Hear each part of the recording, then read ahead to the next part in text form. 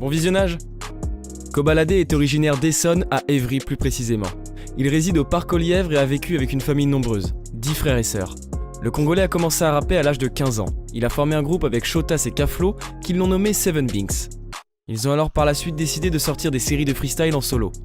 C'est ainsi que Koba a pris son envol en décembre 2017. Il sort ses premiers freestyles ténébreux qui le font connaître nationalement et signe avec le label Def Jam France. Le 28 septembre 2018, Kobalade sort son premier album qui s'intitule 7. Par la suite, il sort son deuxième album qui se nomme L'Affranchi, en référence au film Les Affranchis.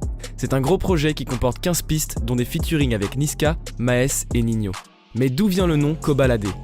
Le rappeur doit son nom d'artiste au film La planète des singes. En effet, c'est de là que vient Koba, un singe qui, ivre de vengeance envers les humains, va tout faire pour que l'affrontement contre les humains commence. Le rappeur s'identifie à lui, et il aurait selon ses dires réagi de la même manière. Ce sont des traits de caractère qui correspondent. Quant au reste du surnom, l'AD n'aurait pas une signification mais plusieurs, comme la débrouille ou alors la détail. Effectivement, comme on peut le voir dans ses textes, le jeune rappeur met souvent en avant son côté débrouillard. Il emploie également très souvent un vocabulaire lié à la drogue. Kobalade multiplie les gardes à vue dans sa jeunesse. Il fait sa première à 14 ans. Ma première GAV, je crois que j'avais 13 ans, je crois. J'avais 13 ans, c'était avec mes potes. On s'est fait péter GAV, frère. GAV, ma mère elle est venue me chercher le lendemain. Tous nos darons, en plus, on était mis là. Je crois que je me suis mangé une gifle, je crois. Il dit dans une interview « J'ai vite pris l'habitude de ne pas être chez moi. J'ai vraiment grandi avec mon manager de spi. Je suis beaucoup resté avec lui, j'ai vécu chez lui, et c'est lui qui m'a tout montré. » Quand j'allais en GAV là, c'était libre de me chercher à chaque fois. Tout le temps, toutes mes GAV. Sauf ma première GAV. Car moi je crois, au commissariat, mon responsable légal, c'est mon manager. Voilà. Koba est même tellement habitué à la garde à vue qu'il a développé une technique pour mieux y dormir. Il simule des maux de tête sur les lieux pour obtenir des somnifères. Je fais Zarma, j'ai mal à la tête, je vais voir l'infirmier, il me passe un cachet, bah, somnifère, je m'endors direct. Direct, c'est ma technique pour dormir. Ça. Koba n'en est pas à sa première défonce, on le remarque souvent dans ses clips et il n'hésite pas à s'en vanter. C'est d'ailleurs de là que vient sa voix atypique, avec un peu d'alcool dans le sang. Il explique son meilleur souvenir du bas de set dans une interview et dit « Je crois que c'est la première fois que j'ai fumé. Là, j'étais défoncé.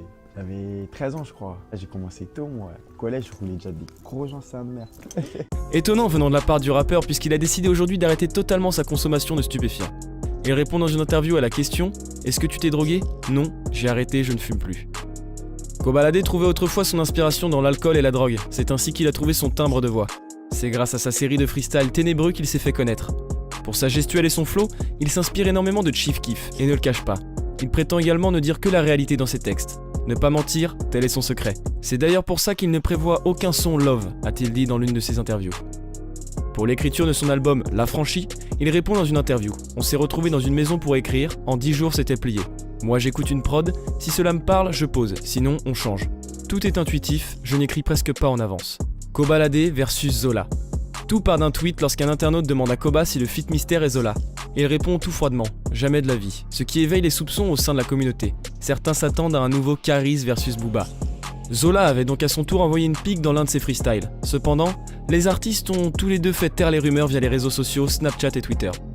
Lors d'une arrestation de Zola, Koba a surenchéri sur Twitter en publiant un post dans lequel il dit « Arrête de faire le voyou sur le net si t'as peur de la garde à vue, ta pète va ».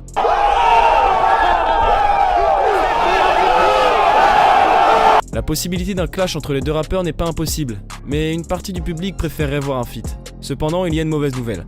Kobalade a déclaré dans une de ses interviews « Moi, je vais pas rapper longtemps. Je compte pas du tout durer dans ce truc-là. J'aime pas cette vie-là. De base, moi, je suis un gars discret, personne ne me connaît, frère. Et là, du jour au lendemain, Koba, viens, photo, Koba. Des fois, j'ai envie de leur dire, mais wallah, niquez tous vos mères, frère. Qu'est-ce que tu crois, je suis quoi? Je suis un chien, moi, pour prendre des photos avec moi. » On peut dire que Koba dévoile clairement son unique intérêt